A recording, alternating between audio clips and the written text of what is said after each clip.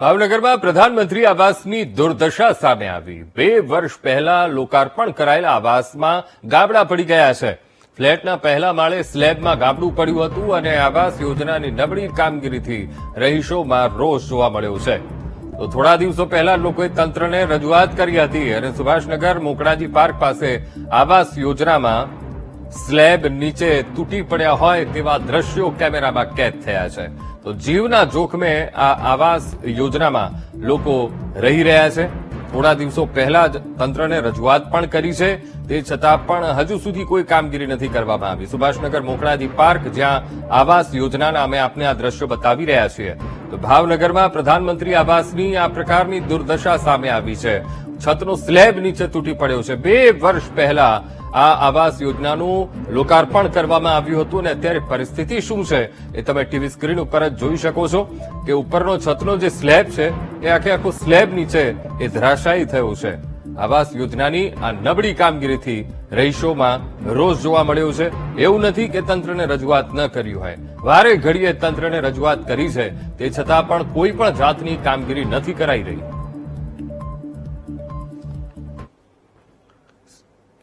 તો standing committee chairman Rajubhai Rabadiya એ આપણી સાથે જોડાઈ ગયા છે। રાજુભાઈ, આ નબળી કામગીરી, રહીશોમાં રોષ છે। 2 વર્ષ પહેલા પ્રધાનમંત્રી આવાસ યોજનાના મકાનો એ લોકો માટે લોકાર્પિત કરવામાં આવ્યા હતા અને આ 2 જ વર્ષની અંદર આ પ્રકારની દુર્દશા।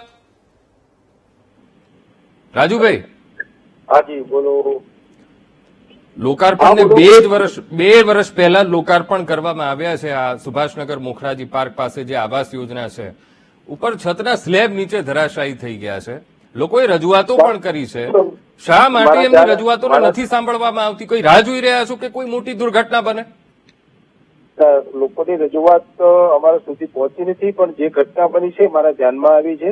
તાત્કાલિક ધોરણે એમાં પગલા લેવાનું મેં સૂચના આપી છે અને સ્લેબને બદલે પેલું જે ઉપરનું પ્લાસ્ટર હોય પડ્યું છે એ પણ ધ્યાનમાં આવ્યું છે અને તાત્કાલિક ધોરણે એમાં રિપેરિંગ થશે અને સ્ટેબિલિટી રિપોર્ટ પણ જો ક્યાંય કરવાનો થશે તો એ પણ કરશું અને જે પણ રિપેરિંગ કરવાનું કામ હશે એ આગામી દિવસોમાં તાત્કાલિક ધોરણે કરવા માટે તંત્ર અને કમિશનરને સૂચના અમે આપી। હા, તો રાજુભાઈ, હવે આખા એ નીચે જે પોપડા પડી ગયા છે એ અંદર સેન્ટિંગના સળિયા પણ દેખાઈ રહ્યા છે। તમે રિપોર્ટની પણ વાત કરો છો, જો નબળો રિપોર્ટ આવે છે તો કોન્ટ્રાક્ટર સામે, બિલ્ડર સામે કાર્યવાહી કરશો કે નહીં કરો? 100% એમાં જે પણ સમય મર્યાદા ગેરંટી પીરિયડમાં હશે તો 100% એક્શન લેવામાં આવશે। કોઈ પણ કોન્ટ્રાક્ટર હશે અને કોઈ પણને પણ છોડ્યા વગર પણ કામગીરી કરવામાં આવશે અને સમય મર્યાદામાં નહીં હોય તો રિપેરિંગ કરવાનું કામ પણ કોર્પોરેશન હાથ ધરવાનું છે। જી બિલકુલ રાજુભાઈ, આપ અમારી સાથે જોડાયા, વાતચીત કરી તે બદલ આપનો ખૂબ ખૂબ આભાર। જયદીપસિંહ ગોહિલ છે, પૂર્વ વિપક્ષ નેતા, નગરસેવક, તેઓ આપણી સાથે જોડાઈ ગયા છે। જયદીપસિંહ, આવાસ યોજનાની 2 વર્ષમાં જ આટલી દુર્દશા થઈ ગઈ છે। એક તરફ સ્ટેન્ડિંગ કમિટીના ચેરમેન રાજુભાઈ હમણાં પહેલા જ જોડાયા હતા અને કે ભાઈ હજુ સુધી મામલો અમારા સુધી નથી આવ્યો, પણ અમારા ધ્યાનમાં ચોક્કસથી આવ્યો છે એટલે ઘટતું કરીશું અને જો ઘાટ આવે તો સ્ટેબિલિટી રિપોર્ટ પણ કરવામાં આવશે। લાગી રહ્યું છે કે તંત્ર એ મુજબ કામગીરી કરી રહ્યું છે? જો કામગીરી થતી હોત, નહીતર તો આવી નોબત જ ના આવી હોત। જો આની પહેલા પણ પ્રધાનમંત્રી આવાસ યોજનામાં આવી ગડબડી થઈ હતી અને એ વખતે પણ અમે રજૂઆત કરી હતી। દરેક વખતે માત્ર વાતો કરે છે કે યોગ્ય સમયે યોગ્ય વ્યક્તિ, કોર્પોરેશને આજની તારીખે એક પણ બિલ્ડરને ટર્મિનેટ કર્યો હોય તો એ દાખલો બેસાડે। એક પણ કોન્ટ્રાક્ટર, જેટલા કોન્ટ્રાક્ટર છે ને એ મોટા ભાગના ભારતીય જનતા પાર્ટીના મળતિયાઓ હોય છે અથવા એના કાર્યકરો હોય છે। આ માત્ર વાત કરશે, શાસકો છે એમને સારી લાગે એ વાત કરશે, પણ એક્શન હજી સુધી એક પણ લીધા હોય તો મારી સામે દલીલ કરે, વાતો કરશે અને દરેક આવાસ યોજનાના કામ નબળા થયા છે। અમે અવારનવાર આવેદનપત્ર આપ્યા છે અને સ્થળ ઉપર નિરીક્ષણ કરાવડાવ્યું છે। આજે આપની સમક્ષ કહું છું કે અત્યારે કોઈ પણ એક પત્રકાર લઈને મેકલો, પ્રધાનમંત્રી આવાસ યોજનામાં ઘણી જગ્યાએ અત્યારે ફાયરના સાધનો પણ એવા કામ નથી કરી રહ્યા હતા। લિફ્ટનો પણ કાયમિક સમસ્યા છે, એમ કે અમે તમને 3 વર્ષમાં સોંપી દીધી, પછી આવી નબળી અને હલકી ગુણવત્તાના કામ જ આવાસ યોજનાના થયા છે।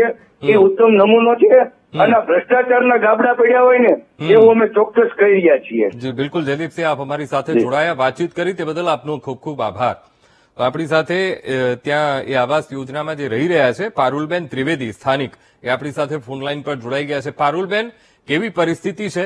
2 વર્ષ પહેલા અનેક સપના લઈને રહીશો એ ત્યાં આવાસ યોજનામાં રહેવા માટે ગયા હતા. હવે 2 જ વર્ષમાં આવાસ યોજનાની દુર્દશા આવી ગઈ છે.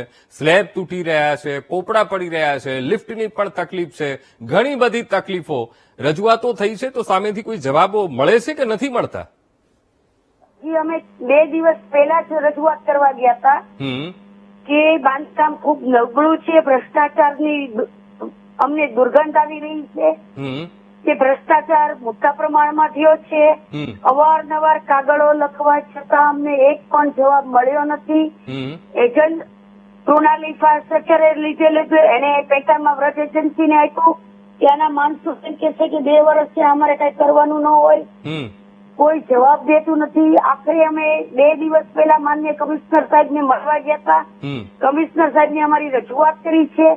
આજે જે 2 વર્ષ થયા છે, 18/6/2022 અમને સોંપવામાં આવ્યા છે. ખૂબ ખરાબ અત્યારે હાલત થઈ ગઈ છે અને ભ્રષ્ટાચાર ઉઘાડો દેખાય છે એવું અમને લાગે છે. ગરીબો સાથે મશ્કરી કરી હોય એવું લાગી રહ્યું છે અમને. ઓકે પારુલબેન, આપ અમારી સાથે જોડાયા, વાતચીત કરી તે બદલ આપનો ખૂબ ખૂબ આભાર.